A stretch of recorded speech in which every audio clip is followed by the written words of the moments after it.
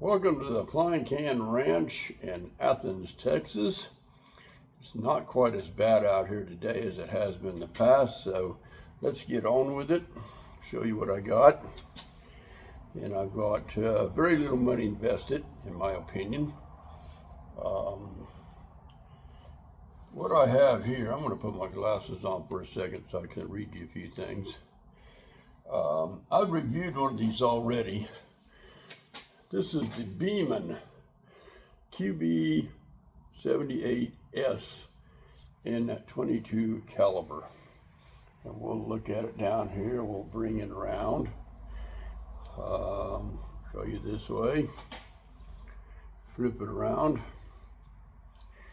And we'll look at it this way, and we'll come around. And we'll come around. And go right here. So, this is one of my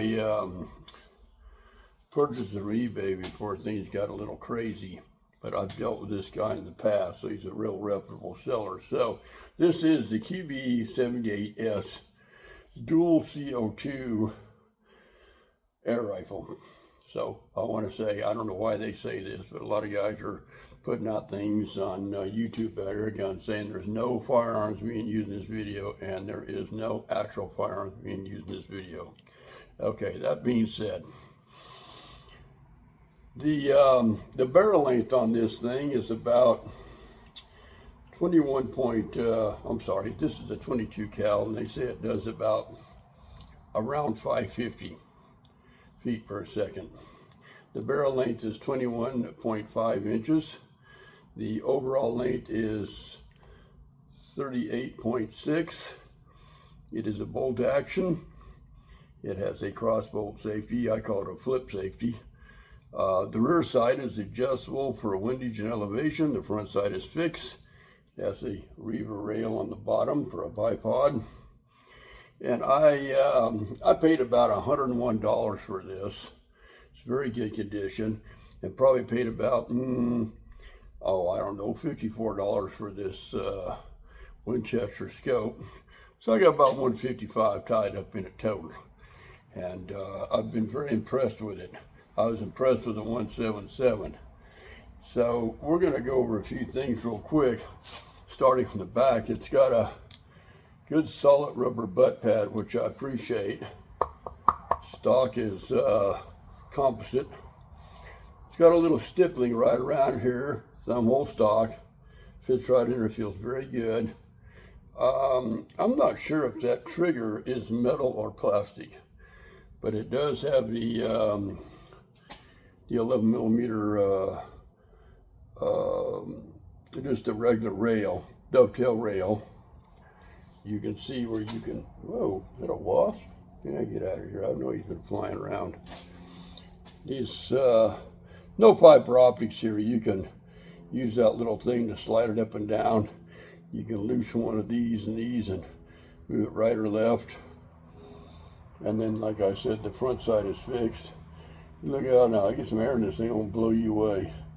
And I did mention there's a little weaver rail right down here at the bottom for if you want to put lights or bipods or whatever. I was very impressed with the 177. When I said it has a cross bolt safety, the safety in these is very common for the Beemans. It'll look something like that, and if you grab it and flip it all the way back, you know, I think that's fire. And if you flip it all the way back forward, there, should be in safe. I'll have to look at that very close and make sure I'm right on the money, but I believe I am. Yeah, I believe that's correct. Well-balanced gun. You know, it fits up perfect. There's no CO2s or anything.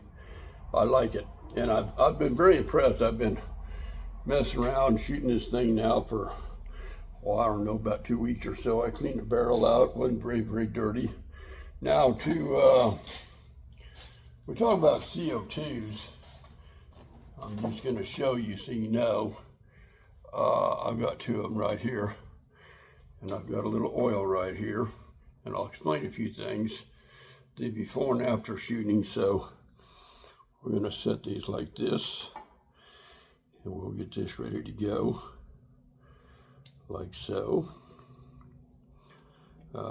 I had to look at my YouTube channel. I thought I reviewed one of these. There's a little cap. I've left it mainly unscrewed, but you're just going to unscrew that, and you wiggle it, and you'll have this. So if we can do this one-handed, we'll try it. We're going to dab a little copious amount of oil on this CO2, and this one will go down the tube just like that. And then these are very, very common, by the way. And then we'll do the other one, and you want this one to go in this way. Now this cap is a little careful. You gotta kind of get it lined up and then push it down in there. That's the hard part. And you gotta push a little more till you feel those threads catch. I think I've got it now, and you just, not quite sure yet. Give it a little more pressure. There it goes. And you're just gonna crank it down. Crank it down. It goes down quite a ways. And you're going to get it as tight as you can. Again, this is not loaded with pellet. And cinch it down on there as tight as you can get it, or it just, you don't really hear it hiss. Now, on a lot of these CO2s that work like this, I've got a little safety box right here.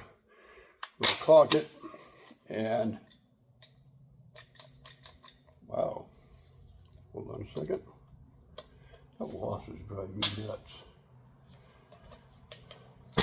Okay, so with your safety going forward, there's your thing.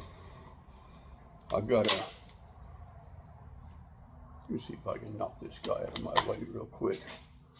You drive me nuts. Well, back down here, you little wanker. You know I'm going to get you. So, pull my bolt back. He's got a nest around here somewhere. I just haven't found it yet. Put your pellet in like so. I'll step over there. Now you want to go after me. I'll come over here.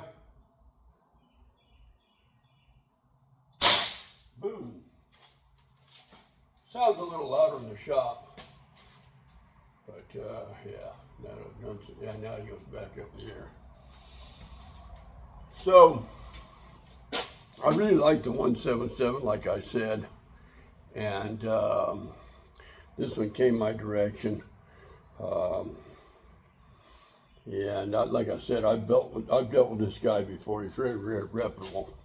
Now, sometimes when you first tighten these on, you should do a couple of dry fires so you hear the sound change, and that gets the CO2 good and purest. Now, when you're done shooting out all your CO2, whether you dry fire or you just shoot it till it gets real, real low on power. Early this morning I was blasting when I noticed my pellets were going slower and slower, dropping down lower. I blew it out. You should wait a while before you take this off. Just let it be degassed, let that cool down, because if you don't, it kind of puffs that seal up and it makes it very difficult for it to go back in again. I've mentioned this in a couple others that I've seen around here, so I wanted to point that out. It's a fun gun. It, like I said, it weighs about 6.5 pounds. It's got a little weight to it, good balance, but if you're wanting a good, reputable, CO2 air gun, they have a newer model now, like so many that are coming out, that's got a magazine that goes in there, but it's the same gun. They just sort of reinvented the wheel. I don't have possession one, but I might have some other things coming that I have reviewed that were magazine or single shots that are now magazine. We're not going to say nothing to Mom about that one. Show must go on. My friends need me. But nonetheless, I'm going to put some targets up, and we'll get this posted. I'll get some targets loaded up. I'll make sure this thing's firing right, and we'll just do a shooting review. Now, I will tell you, at my further target box, even with it being low, At about 70 yards out, I had to aim a little high into the right of the can, but I hit it. I don't think I'd take it out past further what we're going to review it at, which is going to be about around 43, 45 yards. But we'll go from there. So that's about all I can tell you about it. I do have a couple things coming, but I want to get this racked up before it gets too warm. It hasn't been too bad today. So we should be able to keep the camera running. But that's how we do at the Flying Can Ranch. And we will see you in just a little bit. Later.